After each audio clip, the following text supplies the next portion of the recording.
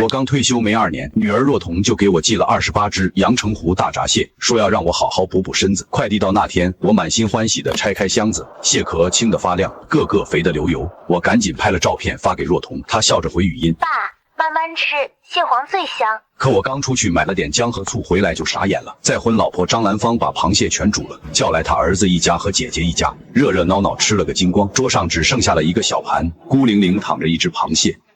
老陈，你年纪大，吃多了胃寒，这只够你吃了。我攥着筷子，心像被刀扎了。若彤打来视频，我没敢接，只回了句“爸吃上了”。挂了电话，我盯着那只螃蟹，决定不能再忍了。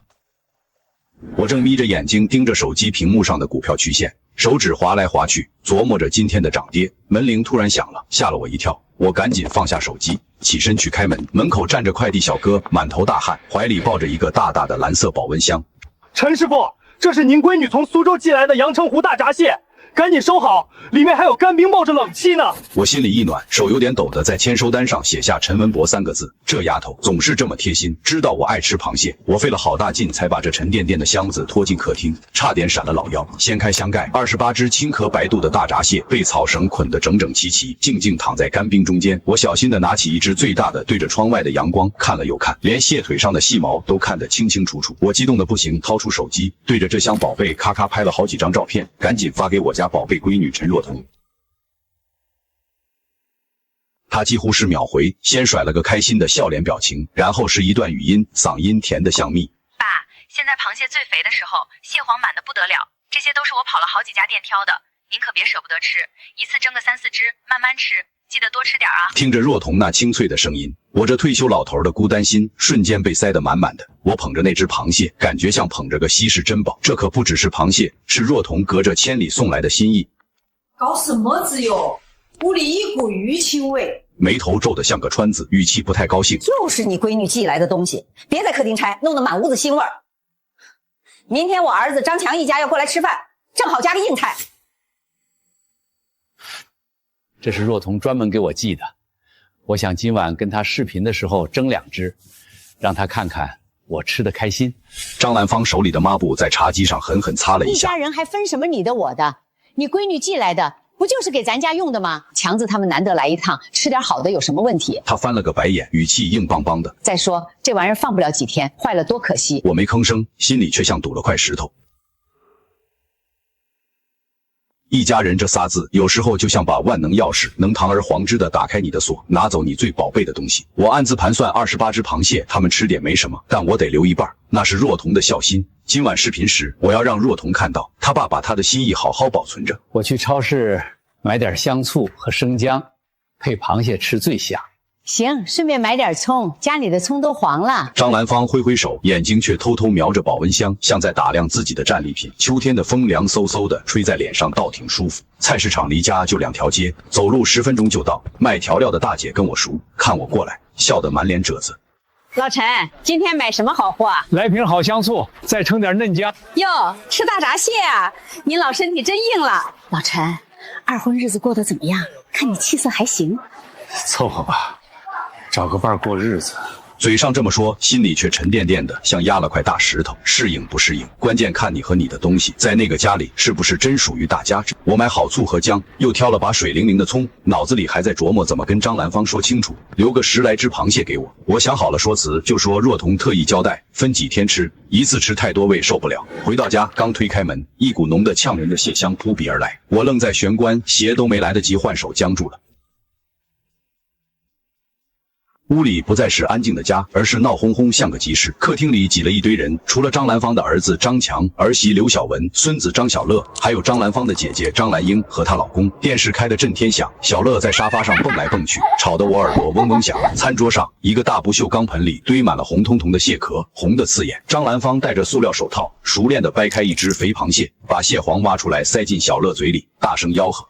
来来来，都别客气，趁热吃，这可是顶级的货，外面卖的老贵了。张强嘴里啃着一只大螃蟹，满嘴油光，含糊地说：“妈，还是你手艺好，这螃蟹鲜的我舌头都快化了。我站在门口，手里提着那把葱，叶子上还挂着水珠。我像个走错门的陌生人，看着满屋子热闹，却找不到自己的位置。家门口放着我的拖鞋，可我感觉没地方落脚。张兰芳终于看到我，老陈回来啦，快洗手，就等你了。你看你闺女多孝顺，知道咱家今天聚会，寄来这么多好螃蟹。她一句话把若彤对我的心意变成了她全家的福利。我压着心里的火，把买的菜放进厨房，指着桌上那堆蟹壳，声音有点发紧。这就是若彤寄来的那28只。对啊，张兰芳头也不抬，我寻思放冰箱占地方，干脆全煮了，一起吃个痛快。一家人嘛，图个热闹。她说得理直气壮，我的心直往下沉。你怎么不留几只？我还想晚上跟若彤视频，让她看看呢。我声音不大，却在这片咀嚼声里显得刺耳。屋里安静了1秒，刘小文先开口放下蟹钳。陈叔，您别生气，若彤一片心意，我们都感受到了。您年纪大，螃蟹太寒，吃多了胃不好。我们年轻人没事儿，孩子长身体更需要这营养。张兰芳马上接话，我给你留了一只，最大的那只。她语气里带着点施舍的味道。老陈，听话，就吃这一只，吃多了真对你身体不好。我们这是在乎你，年轻人吃更合适。我看着那只螃蟹，再看看满桌吃得热火朝天的人，他们脸上满是理所当然的满足。别人的关心有时候就是个撬棍，撬走你的东西，还让你觉得自己不懂事。我没多说，默默坐到桌边。张兰英朝我笑笑，妹夫，快吃，凉了就腥了。我拿起茶壶给他们一个个倒茶。我拿起那只螃蟹慢慢剥开，蟹黄金灿灿的，像真金子。我用筷子刮下一点，舍不得吃，先拍了张照片发给若彤。照片发过去，我打了一行字：闺女寄的螃蟹，爸吃上了，肥得很。若彤很快发来视频请求，爸在吃饭，不方便，你放心，爸都收到了。他回文字：爸您慢慢吃，等我忙完项目，下周一定回家看您，给你做醉蟹，好不好？我看着屏幕，眼睛有点酸，只回了个好。我的手却在桌下抖得停不下来。张强又夹了3只大螃蟹给小乐，嘟囔着：多吃点，儿子，这东西贵得要命，平时咱哪吃得起？今天沾你奶奶的光，咱好好享受。我低头看面前的蟹壳，心咯噔一声。这不是第一次，他们总把我的东西当大家的，再变成他们的。被抢走的不只是螃蟹，是我的底线，是我这老头最后那点地盘。饭局在他们的笑声里结束了，桌上蟹壳堆得更高，像埋了我所有期待的坟墓。饭后还剩5只螃蟹。我刚想说留着明天吃，张兰芳已经麻利地装进保鲜袋，递给张兰英。姐，拿回去给你家小峰吃，他也爱这口。妹妹，这多不好意思。一家人客气什么？我终于忍不住站起来说：兰芳，留一只吧，明天我热热跟若彤视频时。话没说完，张兰芳回头，眼神冷得像冰。留什么留？他又不在本地，隔着屏幕能闻到味儿，放一夜就不新鲜了，浪费你闺女心意。钱是若彤出的。张兰芳笑了，笑得像在宣布真理。老陈，你怎么糊涂了？咱现在是一家人，你的钱是家里的钱，我儿子的钱也是家里的钱。你闺女孝你的，不就是孝敬咱家的？分那么清干什么？伤感情。他说得理直气壮，好像我才是破坏和谐的罪人。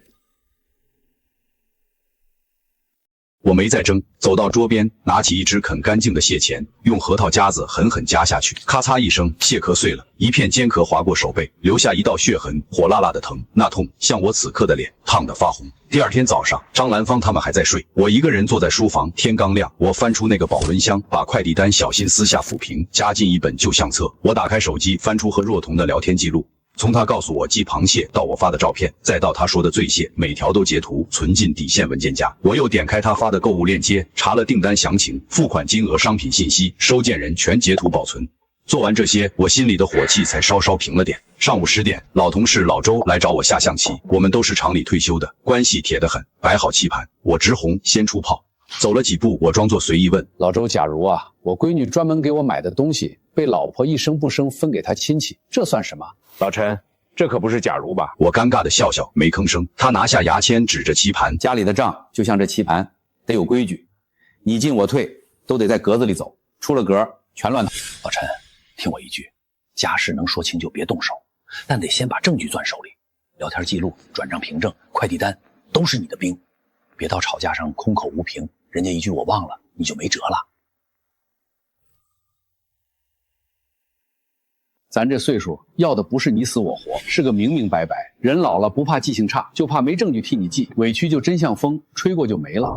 那盘棋我输了，但我觉得在人生这盘大棋里，我找到了我的车和马，日子平平淡淡的过。张兰芳对螃蟹的事只字不提，像什么也没发生，我也没提。但那28只螃蟹的空壳还在我心里堆着。周末前一晚，我们看电视，张兰芳突然按了静音。老陈，商量个事儿。说吧。强子这月手头紧，做生意周转不开，房贷快逾期了。你这月退休资金到，能不能拿2500出来给他应急？张强做小生意，3天打鱼2天晒网，常跟张兰芳要钱。以前他用自己积蓄补，现在把主意打到我退休金上。我冷笑一声，平静地说：“兰芳，强子有难，咱帮是应该的，但亲兄弟明算账，这钱是借，得写借条。”陈文博，你什么意思？把我当外人？我儿子就是你儿子，给他花点钱怎么了？还写借条，你这是打我脸！你前几天不是说一家人要算清，不然伤感情？我觉得你说的对，钱的事得讲明白，不然今天2500，明天3000，说不清才真伤感情。你就是不想给，偏心你闺女，拿退交金压我娘家人。 2500没有，这600算我给孩子的心意，不用还，但得写收条，写收到陈文博，补贴张强生活费600元。张兰芳脸一阵红一阵白，咬牙从抽屉拿纸笔草草写下收条，拍在我面前。我把收条折好，放进钱包夹层。感情是桥，钱是秤，秤不准桥，迟早塌。没几天，若彤又寄了快递，担心我喂螃蟹时不高兴，买了几盒进口鱼油和护心片。爸，这些保健品您别省，按时吃，身体最重要。快递到那天，我去社区活动中心打牌了。 回家时，张兰芳在厨房忙晚饭。今天有我的快递吗？有，挺大的盒子，我替你收了，放储物柜了。我拉开客厅储物柜，翻了个遍，什么也没有。哪个柜子我没找着？就那个啊，可能我记错了，你再找找。我没再找，心里猜了个8、9不离10。陈大哥，正好啊，我在这儿等你呢。我跟你说个事儿啊，老陈，小声点儿。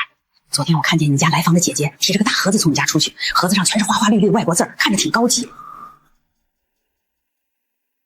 我心一沉，他说的正是若彤买的保健品包装。谢过王大姐，我回到家，走到看电视的张兰芳面前。兰芳，若彤寄的保健品是不是给你姐了？你什么意思？监视我？我没监视，我找我丢的东西。什么叫丢？给家人用怎么叫丢？我姐最近身体不好，盒子上写着护心，我让她拿去吃，有什么问题？你闺女寄的不就是孝敬咱家的？说明她懂事儿，心疼长辈。他把我闺女的孝心分给了他亲戚，还说的天经地义。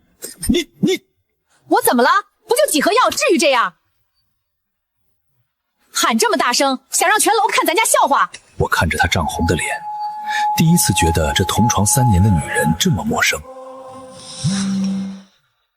爸，好消息，项目提前完工，这周末回家，周日下午到，给你补过生日。上次螃蟹你没吃够，我又订了8只现杀的，到时咱爷俩自己做。看着他的消息，我心酸又暖。被张兰芳挑起的火气，瞬间被若彤的温柔压下。我决定等若彤回来，当面把一切说清楚。周日下午，我早早打扫房间，泡好若彤爱喝的碧螺春。2点半，门铃响了，我跑去开门，门口是笑得灿烂的若彤，手里提着白色保鲜箱。爸，我回来啦！回来好，快进来。可一进客厅，若彤的笑容僵住了。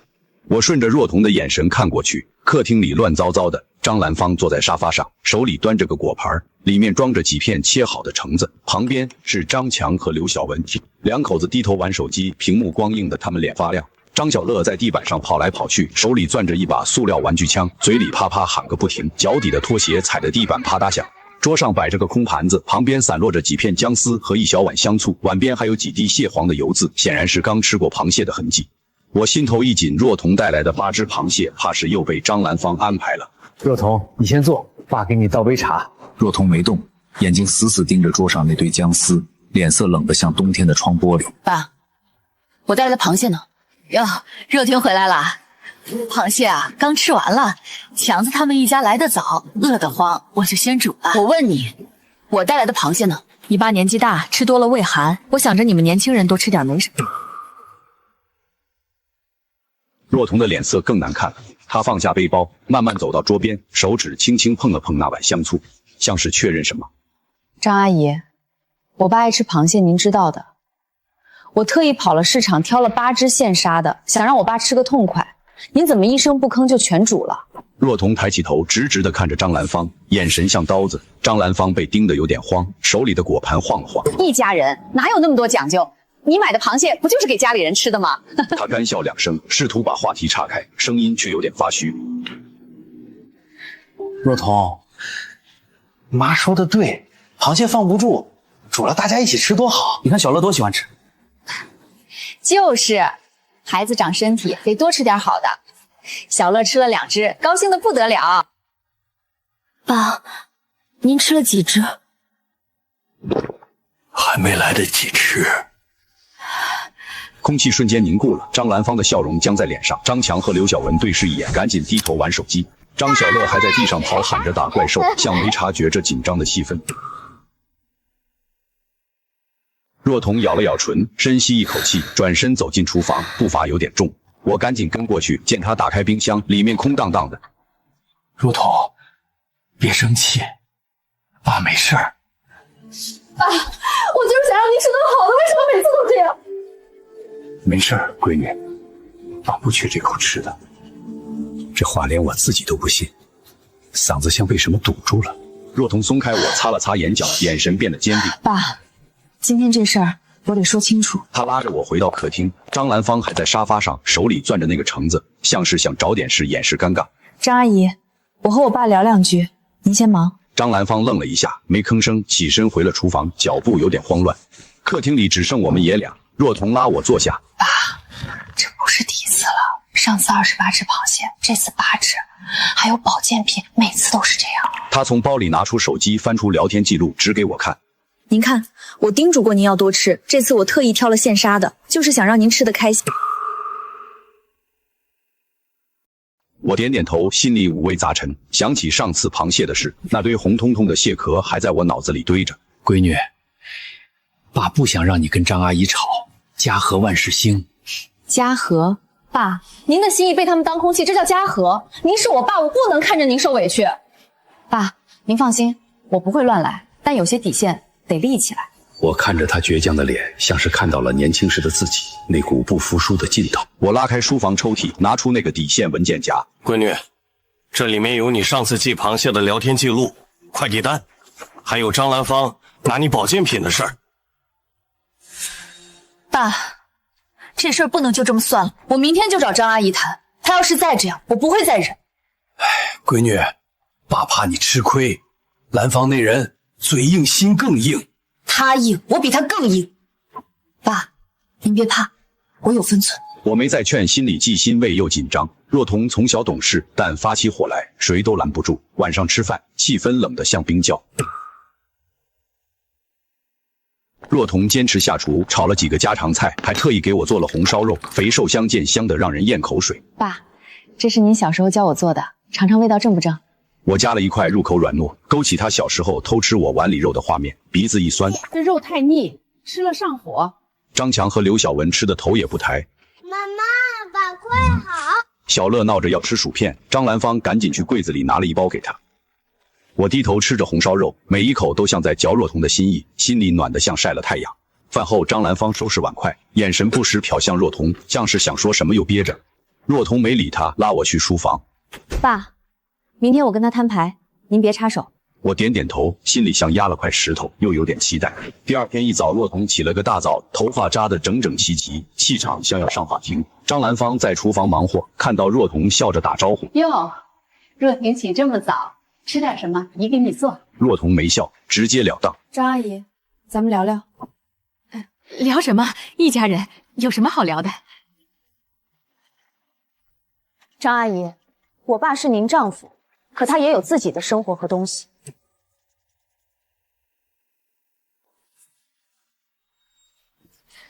这是我给我爸寄的28只螃蟹的记录，钱是我出的，心意是我给他的，不是给您家亲戚的。还有这个进口鱼油和护心片，也是我给我爸买的，您拿去给了您姐姐，没问过我爸。洛可爱，你这是什么意思？说我偷你东西？不是偷，是擅自处置。您觉得一家人就可以随便拿我爸的东西？可您问过他同意了吗？我站在门口听着若彤的话，心跳得像擂鼓。你个小丫头，翅膀硬了，敢教训我？张阿姨，我敬您是我爸的妻子，但您得尊重他的底线。我爸的退休金，我的孝心都是他的，您不能想拿就拿。陈文博，你放开你闺女，回来就跟我吵架。兰兰，若彤说的对，家是家，但我的东西得我自己做主。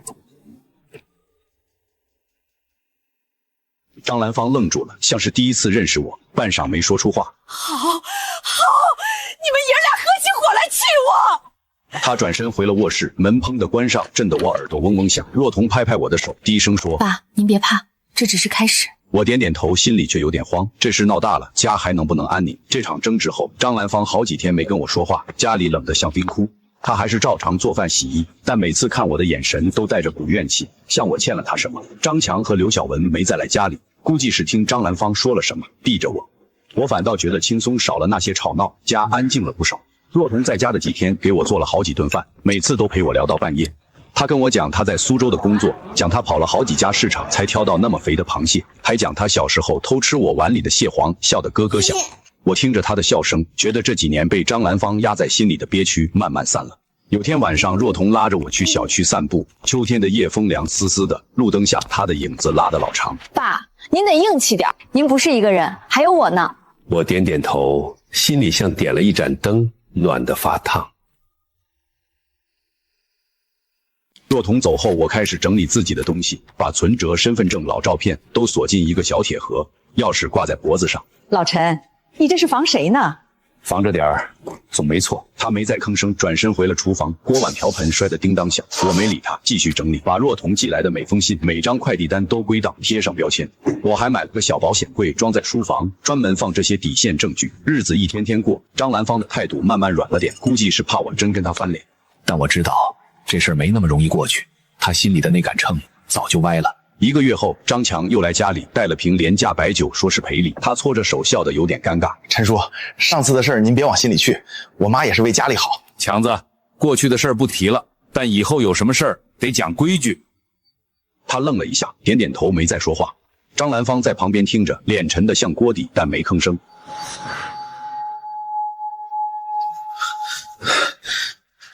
陈叔，我那个最近生意上赔钱了，能不能借我3000块？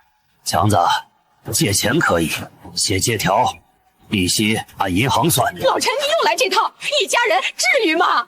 至于，一家人也得讲规矩。改天再来。陈文博，你非要把家闹散？我没理他，蹲下捡起碎片，一片片扔进垃圾桶。我抬头看他，兰芳，家散不散，不看我，看你。他愣在原地，半晌没说出话。晚上，我给若彤发了条语音：闺女，爸学着硬气了，你放心。爸，您真棒。我听着他的声音，心里的石头落了地。没过几天，若彤又寄了箱枸杞和红枣，说是滋补身体的。这次我学聪明了，快递到时我亲自签收，直接锁进书房的保险柜。张兰芳瞅见了，阴阳怪气。老陈，你这是怕我偷吃？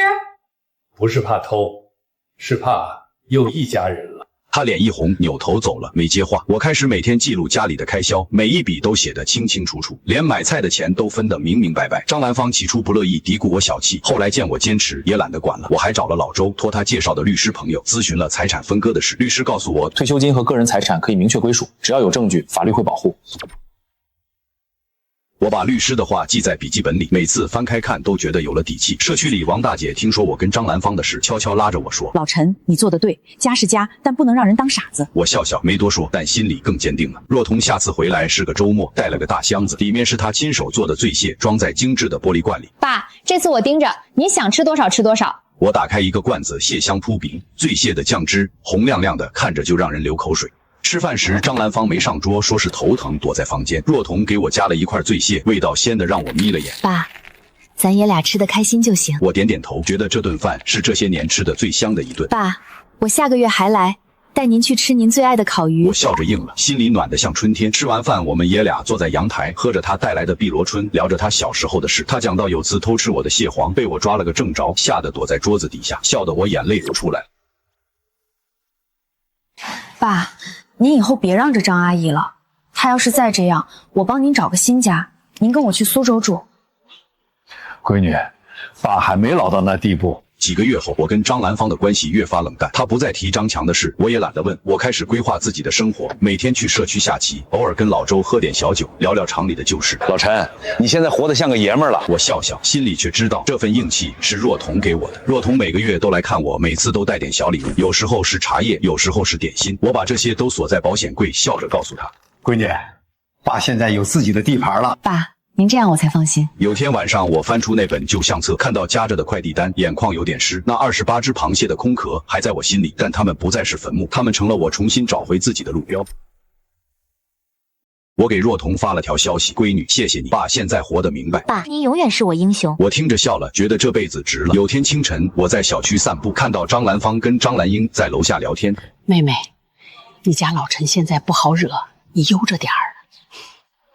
他能翻出什么浪，还不是得跟我过日子？我没过去，远远看着，觉得这日子过不下去了。我回到家，打开保险柜，拿出存折和律师给的资料，默默盘算，也许是时候跟若彤商量，换个地方过我自己的生活了。自从买了防盗保险柜，把重要单据和存折锁进去后，我的心踏实了半截。每天早晨打太极，下午跟老周杀2盘象棋，日子表面上波澜不惊。张兰芳看我不像以前那样好拿捏，也稍微收敛了些，不再明目张胆的提钱，但他那双眼睛总有意无意往书房瞟。我知道他心里的算盘没停过，只是在等一个机会。这个机会来得比预想中快。这天下午，我刚从农贸市场买菜回来，还没迈上楼层，就听见楼道里传来激烈的吵闹声。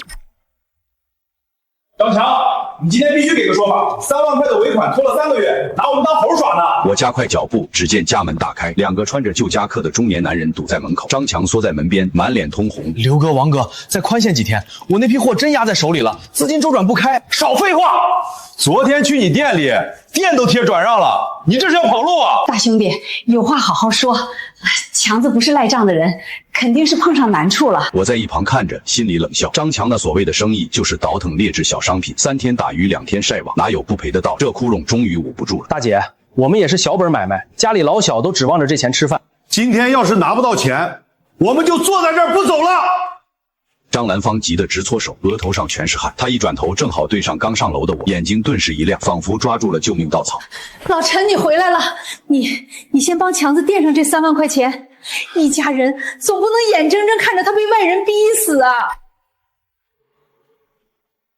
我站在原地，毫不留情地把胳膊抽了回来，冷冷地看着这出苦肉计。又是这句万能的一家人。以前若彤记的螃蟹是一家人，保健品是一家人，现在连几万块的死账也是一家人。兰芳，我那点可怜的退休金，每个月除了雷打不动的买菜生活费，剩下的你不是最清楚吗？再说了，强子前阵子做生意赚了钱的时候，也没见给家里添置过哪怕1双筷子。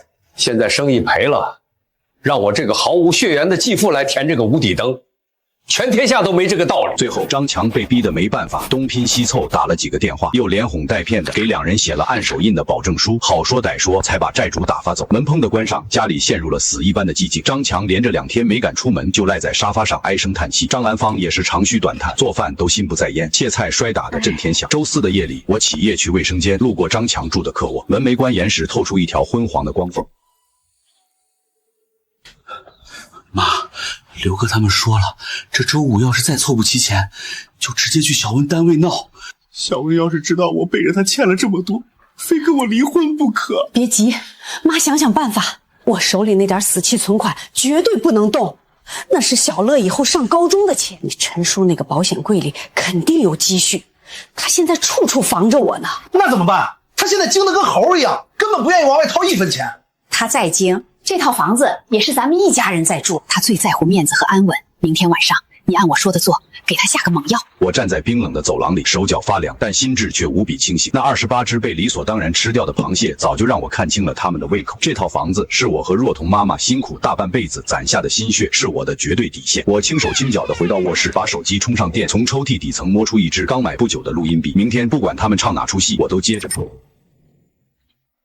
第2天晚饭时分，张兰芳破天荒地做了一桌子好菜，甚至还有一盘清蒸鲈鱼，那是我以前最爱吃的。但我看着这桌丰盛的菜肴，却像看着一盘盘裹着糖衣的毒药。饭吃到一半，张兰芳突然放下筷子，眼圈瞬间就红了，眼泪像断了线的珠子一样往下掉。老陈，强子这次是真的走投无路了，那些要债的逼得太紧，天天打电话威胁，小福也要带着小乐回娘家跟他闹离婚。小乐才那么大点儿，总不能让他从小就没有一个完整的家呀。陈叔，我知道错了，以前是我不懂事惹您生气，这次您就帮帮我，我以后一定踏实过日子。我稳稳地坐在椅子上，没动筷子，也没有伸手去扶他。我的右手插在睡衣的口袋里，大拇指已经悄无声息地按下了录音笔的录制开关。强子，你先站起来。借钱的事儿，我们那天不是已经说清楚了吗？我那点干瘪的退休金根本拿不出3万块。张兰芳见我依旧软硬不吃，心里一急，脱口而出：老陈，你手里没现金，但你有这套房子啊。胡琼鼻见我心里冷笑了一声，脸上却装作极其不解的样子。房子？我这老骨头住的房子，怎么帮他还债？老陈，我都找中介打听好了，这房子虽然老，但地段好，至少能值个100大几十万。只要你在房产证上加上强子的名字，他就能用这房子去银行做正规的抵押贷款，贷出来的钱还了债，剩下的他再做点稳当的小买卖，连本带利，肯定能按月还上银行。这房子还是咱们在住，对你一点损失都没有啊！加上他的名字抵押房产，一旦张强那种人还不上贷款，我的房子就会被银行依法收走拍卖。他不仅要吸干我身上的血，连我的骨头都要嚼碎了咽下去。这房子是我和若彤她亲妈当年买的婚前财产，若彤也有继承的份儿。我没有权利随便加上一个外人的名字。怎么没权利？房产证上明明白白就你一个人的名字。老陈，咱们可是领了证的合法夫妻，你的财产就是咱们的夫妻共同财产。强子叫你一声叔，你就算不替他想，也得替我想想吧。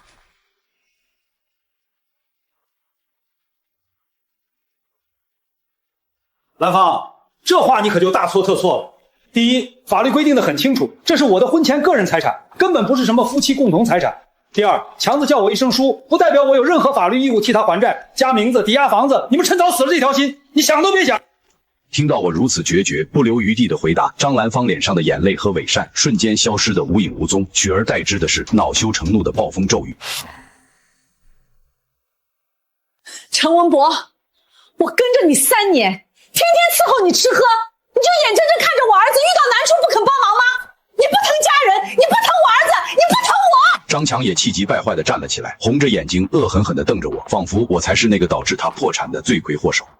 你今天不拿房子救强子，这日子就别想过了，我让你天天不得安生。我冷冷地看着他撒泼，没有还嘴，转身走回书房。这3年的荒唐岁月，终于到了该清算的时候了。第二天一早，张兰芳还在客厅摔摔打打、指桑骂槐，一会儿说我是个一毛不拔的铁公鸡，一会儿说我没良心。我没理他，径直回屋穿好衣服，出门给若彤打了个电话，随后又去2街之外把老周请了过来。若彤是跟公司请了紧急事假，坐最早的一班高铁赶回来的。他推开门时，手里还攥着车票，冷着一张脸，气场冷冽。老周背着手跟在我后面，一进屋就板起了脸，不怒自威。哟，若彤回来了，老周也来了，你们父女俩这是要开批斗大会啊，还是要把我们孤儿寡母扫地出门？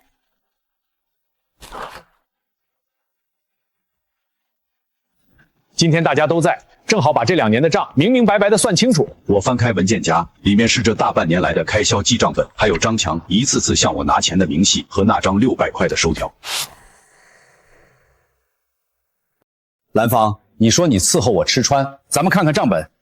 这几年家里的买菜钱、水电费、物业费，甚至过年给你家亲戚买礼物的钱，哪一笔不是从我的退休金里出的？你自己的存款死死捂着，一分都没往这套房子里添过。算账是吧？好啊，我跟了你3年，没有功劳也有苦劳，每天给你做饭洗衣，就当是个保姆也得有工资吧。既然你非要把路走绝，那这日子就别过了，离婚。但这套房子有我的一半，你保险柜里的存款也得拿出来平分。张阿姨，法盲不可怕，可怕的是还要出来丢人现眼。我早就咨询过专业律师，这套房子是我爸和我亲妈当年买的婚前全款房，属于我爸的个人财产，在法律上你1分钱都分不到。你胡说！我们是领了结婚证的，他的就是我的。不仅房子你没份儿，你这几年偷偷挪用我买给我爸的进口保健品，还有那几箱高档海鲜，这叫侵占他人财产。不仅如此，您昨天晚上企图逼迫我爸抵押房产套现，我爸全都录下来了。我适时的拿出那支录音笔，按下最高音量的播放键。昨晚张兰芳那句阴毒的给他下个猛药，在客厅里清晰的回荡开来。张强的脸色瞬间煞白，额头上冒出了冷汗。张兰芳也像被掐住了脖子的公鸡，张着嘴发不出声音。他们怎么也没想到，我这个一直被他们当作提款机和软柿子捏的老头子，竟然留了这么致命的一手。兰芳啊，老陈是个厚道人，不想把事情做绝。但你们母子俩这次确实是欺人太甚了。强子欠债被堵门的事儿，真要闹到法庭上，老陈把这录音作为证据一交，不仅钱你们一分拿不到，强子这坑蒙拐骗的名声要是传回小文娘家，甚至传到强子的供货商圈子里，他以后在本地就算是彻底无法立足了。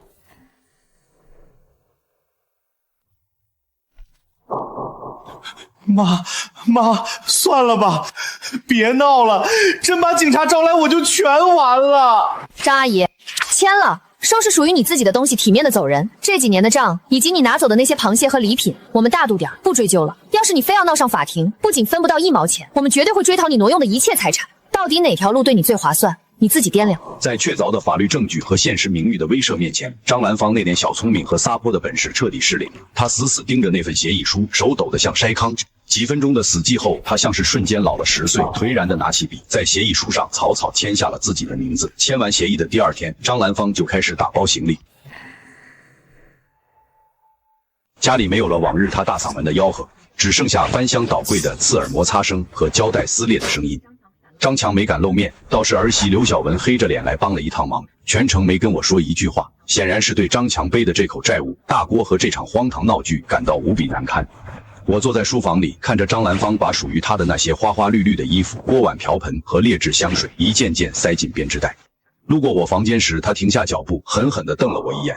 老陈，你心够狠的，你把事情做得这么绝，以后老了连个端茶倒水的人都没有。不是我心狠，是你们胃口太大，撑破了。至于端茶倒水，我宁可花钱请护工，也不敢再劳驾你这种一家人了。我长长的舒了一口气，走到窗前，推开窗户，让秋天的冷风灌进来，感觉压在胸口整整3年的那块大石头，终于被彻底粉碎了。离婚手续办得非常顺利，张兰芳因为害怕录音曝光影响张强，在民政局没敢再做任何纠缠，两人领了绿本，从此形同陌路。房子空了，我也下定了决心，这套充满算计和憋屈的老房子，我一天都不想多待了。我联系了房产中介，把房子挂牌出售，准备彻底离开这个留下太多不愉快回忆的地方。走的前一天，我把屋子打扫得干干净净，那些老旧却珍贵的相册、若彤从小到大的奖状，还有我这半年积攒的见证了我觉醒的底线文件，都被我小心翼翼地打包进坚固的纸箱里。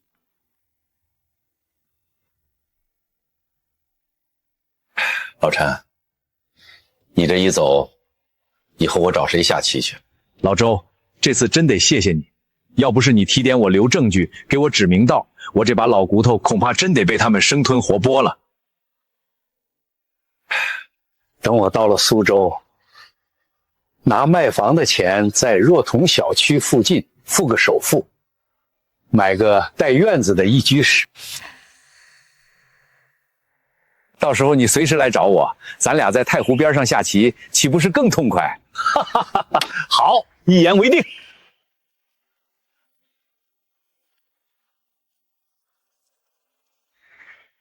深秋的早晨，阳光带着些许清冷，却分外透亮。若彤特意请了年假，开着他的车在楼下等我。搬家师傅手脚麻利地将最后几个纸箱搬进搬家公司的货车里。我站在单元楼下，最后看了一眼2楼那个熟悉的窗户，那里曾是我半辈子的家，也曾差点成了埋葬我尊严的坟墓。但现在，它只是一套即将出售变现的钢筋水泥。我不留恋，也没有遗憾。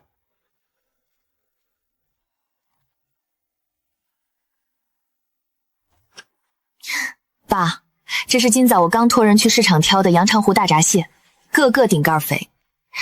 这次回了苏州，就在我眼皮子底下，你想吃多少，咱就蒸多少。这世上再也没人敢抢您的螃蟹了。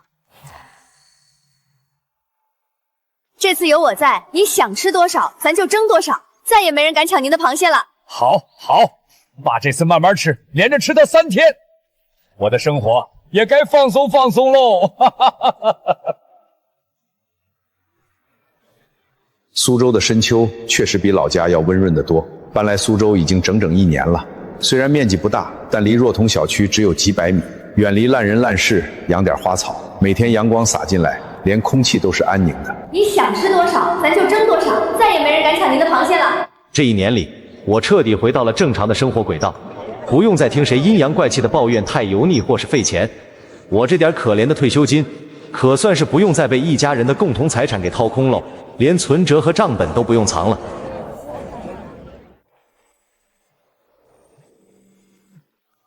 老陈，苏州的生活怎么样？是不是比咱们老家舒坦啊？那是，水土好，人也舒坦。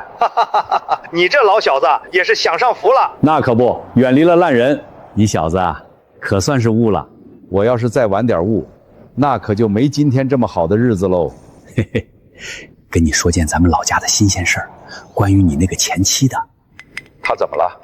又去找哪个一家人吸血了？吸什么血啊？现在他是自身难保喽。你走之后没几个月，张强那个大窟窿果然盖不住了，不仅被人堵了门，还有人跑去刘小文单位闹了一场。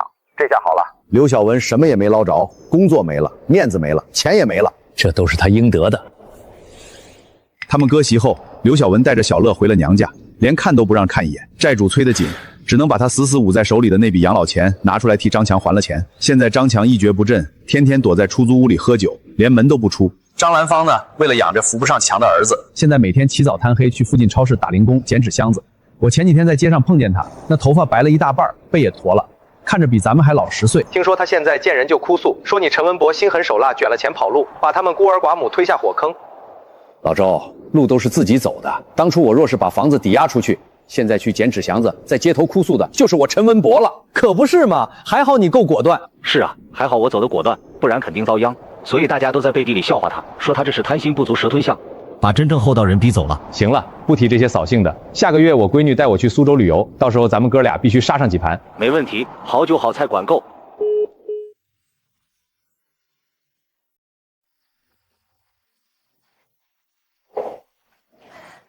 爸，好香啊，在楼道里就闻到你炖的汤了。洗手去，多大的人了还没规矩。